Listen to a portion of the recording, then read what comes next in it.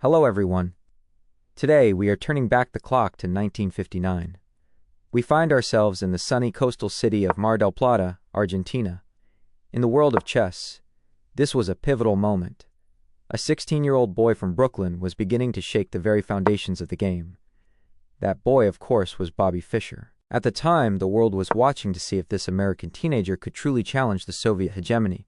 Across the board from him sat Raul Sanguinetti, one of South America's most solid and experienced masters.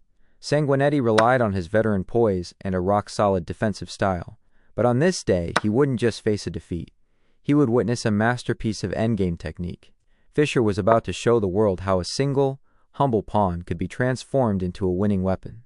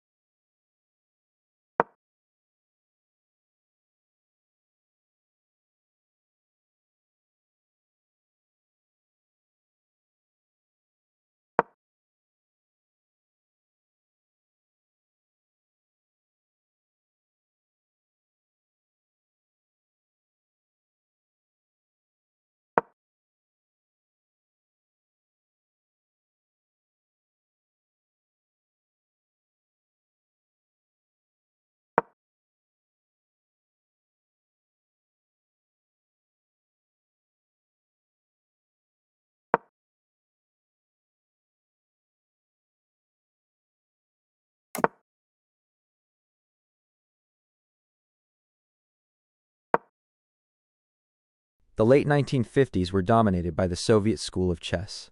The Mar del Plata tournament was a major stage where the West hoped to find an answer to that dominance. Fischer had started the tournament with a fire in his eyes. His rivals couldn't comprehend how a 16-year-old possessed such deep theoretical knowledge and such ice-cold nerves.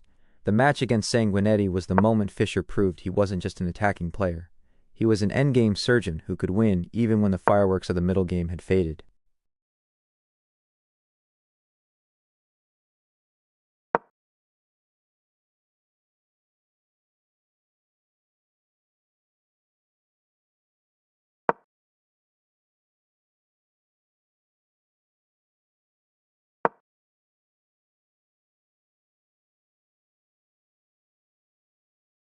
The game began with one of the most dangerous and sharpest openings in chess history, the Sicilian defense.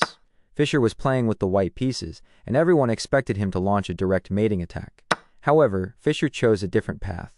He patiently probed for weaknesses in Sanguinetti's defense. Midway through the game, Fischer unleashed a brilliant knight sacrifice that completely changed the character of the match. It was the kind of move that left Sanguinetti reeling. His king was stuck in the center, and his defense was trembling.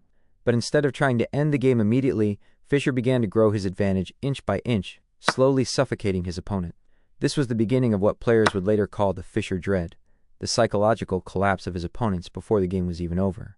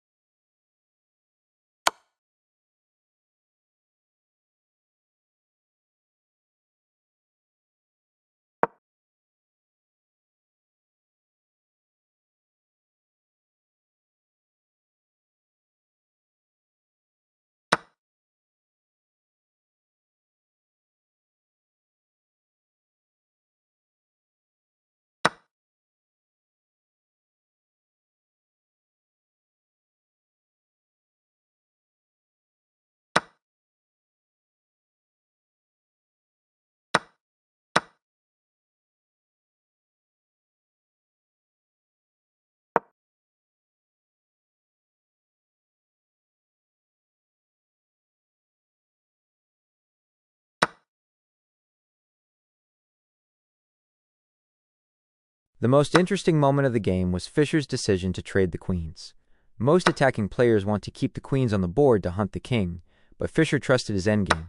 He knew that once the queens were gone, his superior structure would speak for itself. It was during these moments that a silent hero began its rise: White's c-pawn.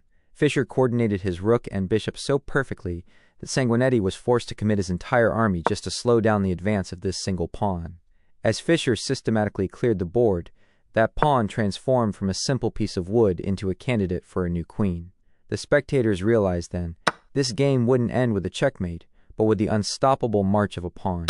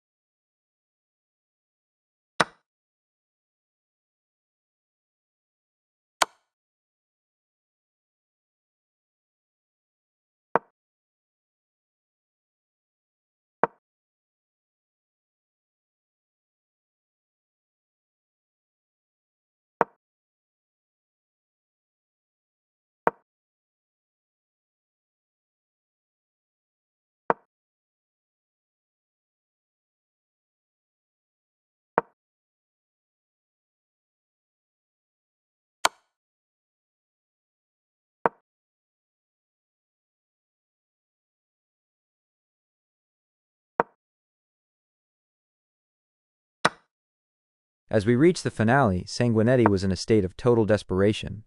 Fischer's pawn had reached the c7 square. It was just one step away from promotion. Sanguinetti tried to gain time by checking the king, desperately searching for a way to stop the inevitable. But Fischer's king found a safe harbor. The board told a clear story. If the black rook tried to stop the pawn, White's bishop and rook were ready to defend it. If black did nothing, the pawn would promote on the very next move. On the 48th move, as Fischer tucked his king into safety, Sanguinetti reached out his hand and resigned. A 16-year-old had dismantled a seasoned master using nothing but the sheer power of a single pawn. On that day in Mar del Plata, a legend was officially born.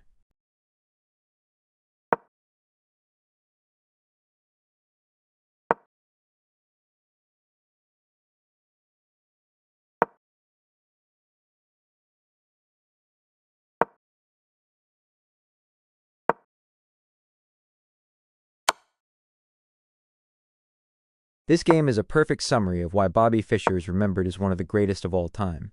He wasn't just playing moves, he was searching for absolute truth on the board.